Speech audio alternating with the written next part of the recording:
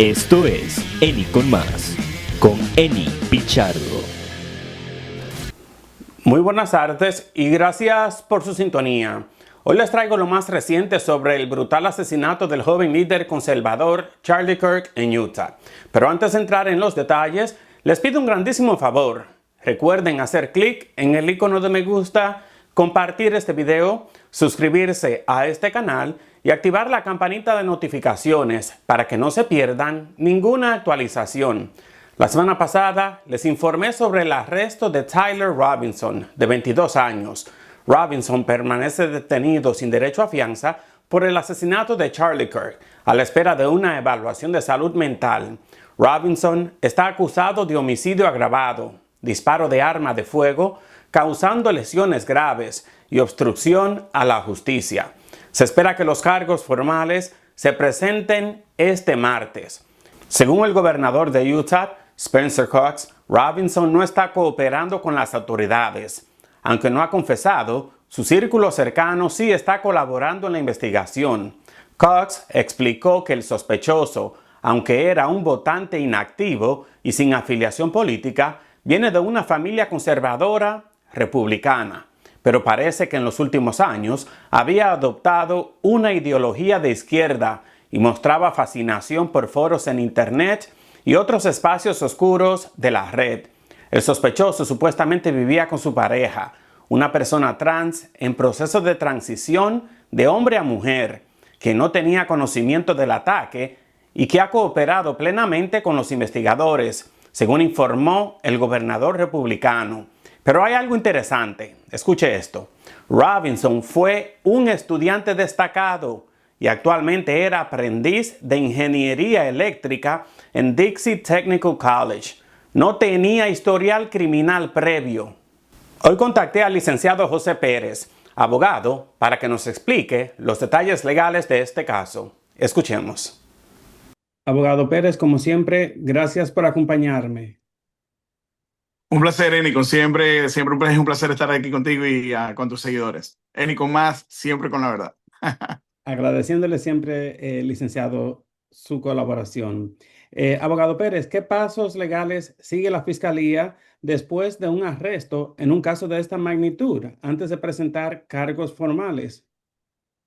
Bueno, normalmente tienen, dependiendo de la jurisdicción, tienen 48 horas, 72 horas y a veces hasta un poquito más, dependiendo de qué excepciones hay, para presentar los cargos formales como tal, para detener a la persona en cárcel sin derecho ni siquiera a fianza. En este caso, le fue negada ya la fianza a él, ¿no? Ya él fue ante un magistrado, ante un juez, en el cual le presentaron su requisición de fianza, sus abogados, por supuesto, la presentaron y fue denegada, ¿no? Entonces, a estas alturas lo que falta es el cargos o los cargos como tal, porque me imagino que, por supuesto, ellos van a irse por la pena capital, porque, por supuesto, en Utah se permite la pena capital. ¿Y qué elementos debe probar la Fiscalía para que un intento de asesinato político pueda considerarse un acto de terrorismo doméstico? Hay varios elementos que se requieren, entre eso, por supuesto, la parte del interstate commerce, el comercio interestatal, la parte de lo que viene siendo que la persona se movilizó de un lugar a otro, la parte de donde se fueron materializando los hechos, por ejemplo, en diferentes momentos que tuvo para poder obtener el arma, las balas, fueron compradas en diferentes lados, fueron enviadas por diferentes compañías de shipping. Hay diferentes elementos que se hacen, pero lo más importante, por supuesto, en la parte del terrorismo, es que tuvo la intención de aterrorizar o crear caos en un número de personas enfrente de una multitud, por supuesto, en el público. Ahora, abogado Pérez, ¿qué valor tiene la cooperación de familiares? ¿Cómo podría impactar la declaración del propio padre del sospechoso, quien fue quien lo entregó a las autoridades? Indudablemente eso va a tener un gran peso en contra de él, porque básicamente cualquier jurado que vea su caso, que vaya a decir, oh, mira, su propio papá fue el que lo entregó, o su propio novio fue el que ha estado cooperando. Acuérdate que dicen que su novio, el cual se estaba cambiando el sexo, era transexual, algo así, era una mujer, parece ahora, cuando era un hombre anteriormente, ha estado cooperando con las autoridades. Eso, por supuesto, puede jugar muy en contra de él. Pero hay que tener en cuenta esto también. Yo no llamaría esto un asesinato político realmente. Entonces, porque si fue algo más bien por el hate speech que su propio, que él mismo decía de que estaba en contra del hate speech de Kirk, y sobre todo en cuanto a los gays, a las lesbianas y a las transexuales, era precisamente porque él se sentía parte del LGBTQ plus community y por eso es que actuó de esa manera. No necesariamente políticamente, pero más que todo, por supuesto, desde otro punto de vista de derechos humanos, de derechos civiles, de cuestiones de que ya se reconocen aquí en los Estados Unidos los derechos de estas personas y él de alguna u otra manera advocaba para poder quitarle esos derechos a estas personas. ¿Y qué tanto puede influir la ideología política del acusado, como usted lo acaba de mencionar, en la presentación de cargos y en la narrativa del juicio? Bueno, parte de la ideología política yo creo que juega en contra del gobierno, lamentablemente, porque el gobierno lo primero que dijo fueron los izquierdistas, los radicales, que asesinaron, que hicieron las cosas malas. Y bueno, resulta que es republicano, resulta que es de mormón y que es todo de la tendencia normalmente de la línea de Trump. Lamentablemente, por supuesto, parece que el asesinato fue motivado por la parte del grupo del LGBTQ plus que se sentía de alguna u otra manera ofendido por las declaraciones que normalmente Kirk daba en contra de este grupo. Y especialmente sobre eso, sobre la pareja transgénero y los vínculos personales. Si el compañero de cuarto del sospechoso o su transpareja aún no ha sido acusado y está cooperando, ¿qué criterios utilizarían los fiscales para determinar si alguien pasa de testigo a coacusado? Bueno, normalmente es conspiración, ¿no? Si hubo algún tipo de evidencia de que en este caso su novio o su pareja estaba de alguna otra manera cooperando y conspirando con él en llevar a ejecutar ese tipo de situación del hecho como tal, puede ser cargado con conspiración para delinquir, conspiración para asesinar, conspiración para cometer un delito. Pueden haber hay muchos tipos de cargos que la fiscalía al final le puede dar, pero recuerden, parte de las noticias que han habido es de que hubo declaraciones de que él dijo en una cena hace unos días atrás de que Kirk iba a la universidad y de que no debería estar ahí, de que él creaba un odio en el público y de que no deberíamos aceptar ese tipo de testimonio o ese tipo de eventos en su estado, ¿no? Entonces, el hecho de que lo haya comentado no quiere decir de que otras personas conspiraron con él, o sea, simplemente quizás sabían de su intención de odio, pero no necesariamente de que él iba a ejecutar el hecho. Y el hecho de que la familia de Robinson acuse a su transpareja de haber influenciado en la vida del sospechoso, ¿podría esto tener algún peso legal o es más bien un tema de percepción pública? Yo creo que ellos están tratando de alguna u otra manera de escudarse, de que acuérdate que la familia estuvo diciendo de que él se había radicalizado en los últimos meses o en los últimos años, y yo creo que lo que van a tratar de decir es que esta otra persona lo radicalizó porque, como estamos hablando hace un momento atrás, esta persona estaba llevando un cambio de sexo, es decir, estaban en... Definitivamente no es que, acaba de salir a lo mejor del closet o no, no me acepta a mis padres, no, esta es una persona que estaba transformando su sexo completamente. Entonces, ellos lo que van a tratar de decir de que él fue radicalizado, de que quizás él no ni siquiera sabía de que era gay o era homosexual o lo que sea, y esta persona lo llevó no solamente a ese punto, pero además de eso lo radicalizó al punto de cometer este delito. Si algo así se llega a probar, entonces ahí sí podría ser cargado con conspiración, por supuesto, su pareja. Abogado Pérez, usted me mencionó brevemente el hecho de que en Utah se mantiene la pena de muerte. ¿Qué factores debe considerar un fiscal para decidir si la solicita?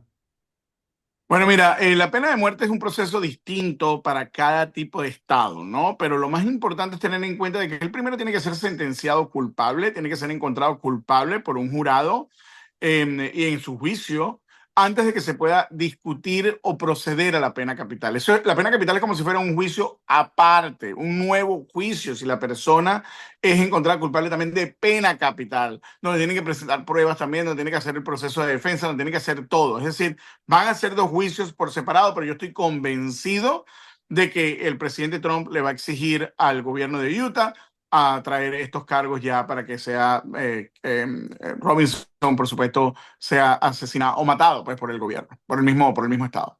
¿Y cuáles serían las defensas más probables en un caso así? ¿Salud mental, radicalización ideológica, falta de premeditación?